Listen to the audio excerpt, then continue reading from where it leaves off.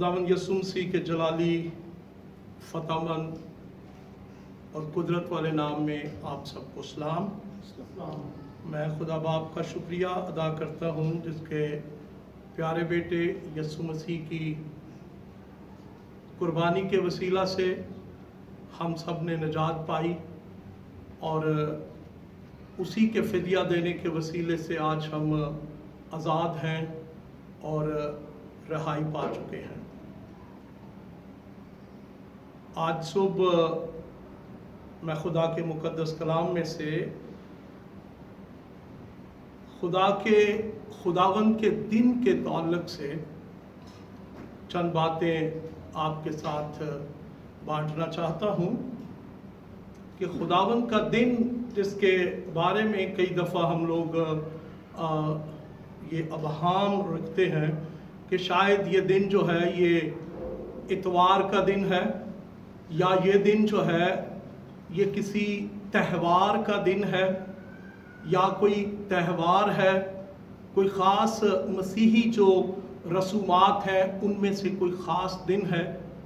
लेकिन इस बात को आज हम सीखेंगे कि ये दिन जो है ये कैसा दिन है और ये कौन सा दिन है, ऐसे दिन की अहमियत क्या है। दुनिया की तारीख में ये दिन जो है एक ख़ास अहमियत रखता है और इसका एक ख़ास मकसद है और फिर ये ख़ास लोगों के लिए है, ख़ास कौम के लिए।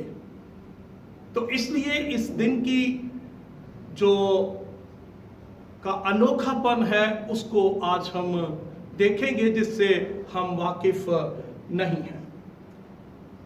वक्त को मलहूज़े खातर रखते हुए मैं आगे बढ़ूंगा और बाइबल मुकद्दस में से इस दिन के ताल्लुक से कि पुराना अहदनामा इस दिन को क्या और कैसा दिन कहता है। मुख्तलिफ अंबिया इकराम ने इस दिन को क्या कहा है। यसाया नबी इस दिन को हलाकत और गज़ब का दिन कहते हैं।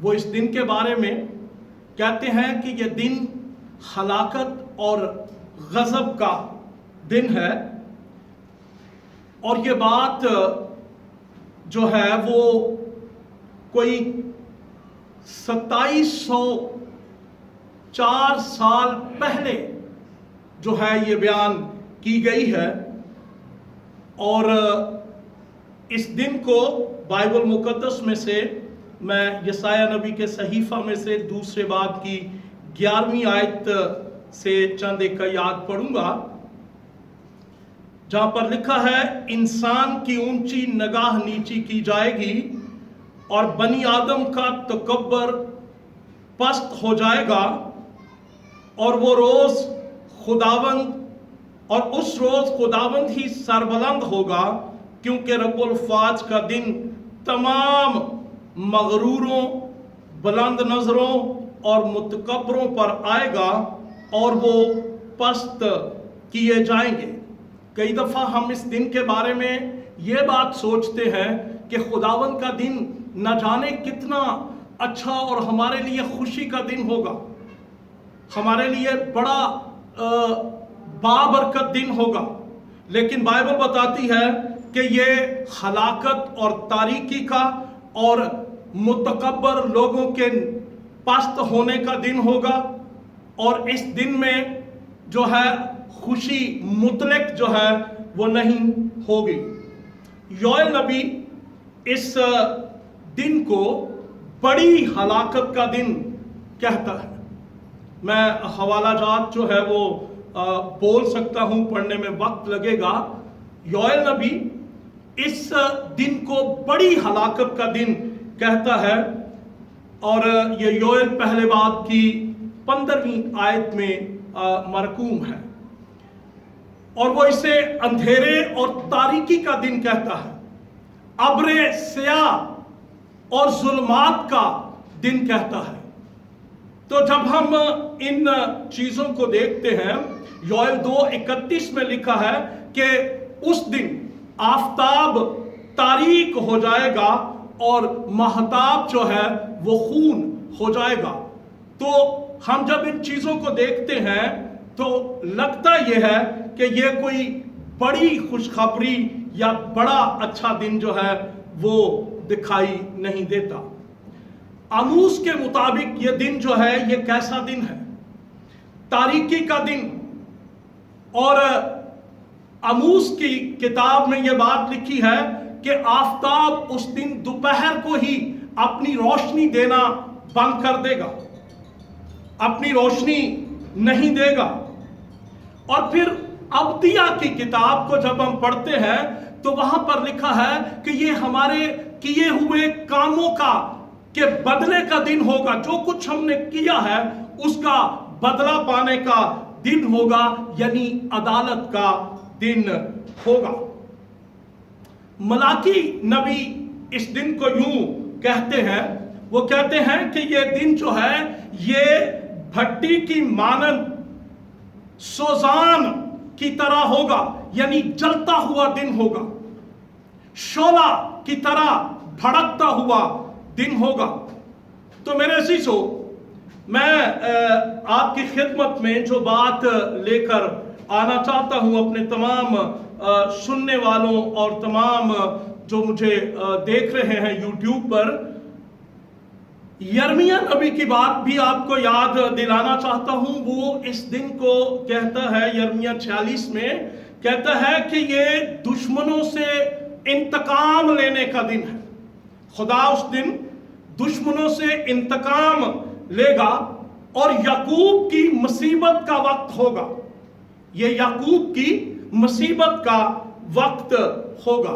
इसी तरह जब हम नए अहदनामा में इसको पढ़ते हैं तो 8 जगहों पर हमें इस दिन के ताल्लुक से ये बात मिलती है, जहां पर हम इस बात को देख सकते हैं कि ये खुदावंद का अजीम दिन है, जलील दिन है। और इस दिन में जो है खुदावंद यीशु मसीह चोर की मानंद आ जाएंगे। ये सारा कुछ मुख्तलिफ हवालाजात हैं, लेकिन मैं जिस बात की तरफ आज कलीसिया की, आलमगीर कलीसिया की तवज्जो लेकर जाना चाहता हूं, वो ये बात है कि हम इस बात को देखें कि क्या हम उस दिन का इंतजार कर रहे हैं जो खुदावंद का दिन है।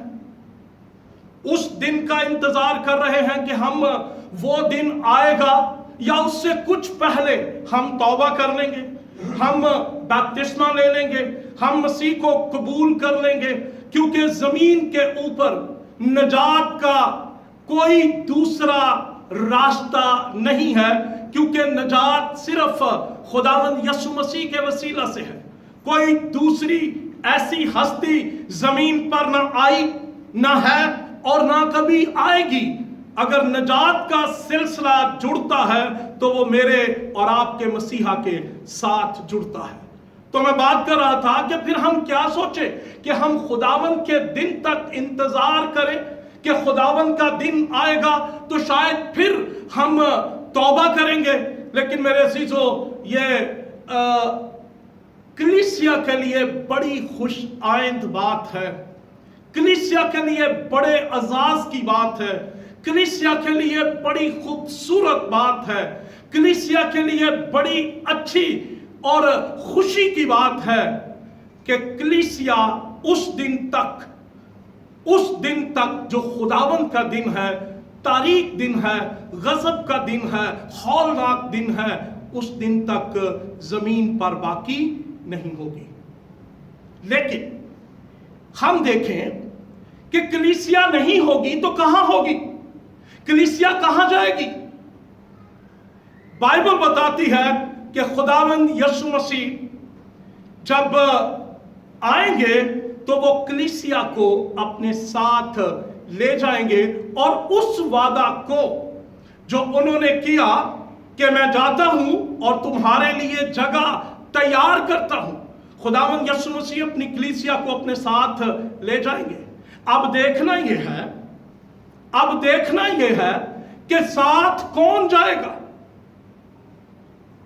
کیا ساری عالمگیر کلیسیا چلی جائے گی؟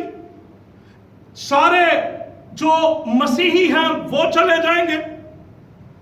یا سارے وہ جو یہ ایمان رکھتے ہیں کہ یسوع مسیح نجات دہندہ ہے اور لفظی طور پر اس بات کا اقرار کرتے اور لفظی طور پر اور اپنے خیالات کے اندر ہی وہ محو رہتے ہیں اور سمجھتے ہیں کہ ہم نجات پا جائیں گے، ایسے لوگ خداوند یسوع مسیح کے ساتھ اٹھائے نہیں جائیں گے، بلکہ وہ جو سچے دل سے توبہ کر کے خداوند یسوع مسیح کے کفارہ پر ایمان لا کر خداوند یسوع مسیح کو اپنا حقیقی نجات دہندہ قبول کر کے بپتسمہ پا کر اور خدا کے کلام کو اپنی زندگی میں زمین پر اس پر عمل پیرا کرتے ہوں گے، وہ لوگ جو ہیں وہ خدا کی بادشاہی میں اور خداوند یسوع مسیح کے ساتھ اٹھائے جائیں گے۔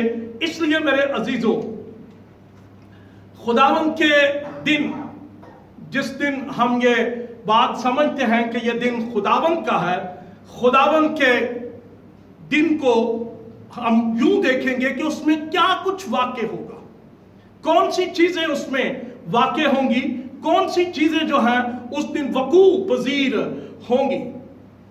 1000 سالہ بادشاہی کا قیام جو ہے وہ خداوند کے دن ممکن ہوگا۔ اسرائیل اور یروشلم کے خلاف تمام قومیں جو لڑنے کے لیے نکلیں گی، ان کا اس دن خاتمہ ہوگا، اور خداوند اس دن ان تمام قوموں کا اور وہ لوگ جو خداوند یسوع مسیح کی پوشیدہ آمد میں اس کے ساتھ نہیں اٹھائے جائیں گے، ان کی عدالت کرے گا۔ تو یوں ہم اپنے آپ کو اس بات کے لیے تیار کریں کہ ہم نہ صرف اس بات کا انتظار کریں کہ کب خاتمہ ہوگا، ہم خاتمہ ہونے سے پہلے اپنے آپ کو خداوند یسوع مسیح کے قدموں میں رکھ دیں، خداوند یسوع مسیح کو قبول کریں، اس کو اپنا نجات دہندہ مانیں، اس کو اپنا خدا مانیں، تاکہ جب وہ اپنی پوشیدہ آمد میں آئے تو ہم اس کے ساتھ آسمان پر جا سکیں، بادلوں میں اس کا استقبال کر سکیں۔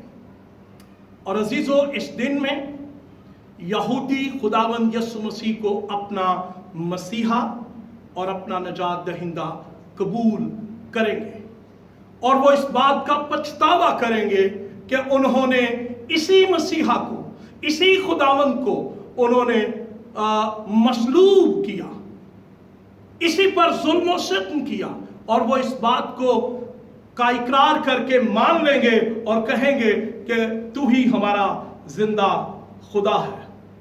میرے عزیزو، پھر دنیا کو کیا کرنا چاہیے؟ میں صرف کوئی خاص قوم قبیلے کی بات نہیں کر رہا، میں دنیا کی بات کر رہا ہوں کہ دنیا کو کیا کرنا چاہیے۔ دنیا کے لیے ایک ہی طریقہ، ایک ہی راستہ ہے کہ وہ خداوند یسوع مسیح کی آمد ثانی سے پہلے اپنے آپ کو دلہن کی طرح تیار کرے، کلیسیا کا حصہ بنے، اور مسیح یسوع کے استقبال کے لیے بادلوں پر جانے کے لیے تیار ہو۔ عزیزو، ایک آخری بات کہتے ہوئے کہ کلیسیا کے لیے یا دنیا کے لیے ایک مبارک حالی ہے، اور وہ مبارک حالی یہ ہے، مبارک حالی کی یہ بات ہے کہ کوئی پہلی قیامت میں شریک ہو جائے، پہلی قیامت کا حصہ بن جائے، کیونکہ بائبل اسے مکاشفہ کی کتاب میں مبارک کہتی ہے۔ مقدس ہے وہ، مبارک ہے وہ جو پہلی قیامت میں شریک ہوئے، ان کو فائدہ یہ ہوگا کہ ان پر دوسری موت کا اختیار نہیں ہے، ان کو دوسری موت نقصان نہیں پہنچائے گی۔ تو میں ان الفاظ کے ساتھ اپنی بات کو اختتام کی طرف لے کر جا رہا ہوں کہ خداوند یسوع مسیح نجات کا منبع ہے، اس کے بغیر زمین پر کسی کے پاس اختیار نہیں کہ وہ کسی کے گناہ معاف کرے اور کسی کو نجات دے۔ آمین۔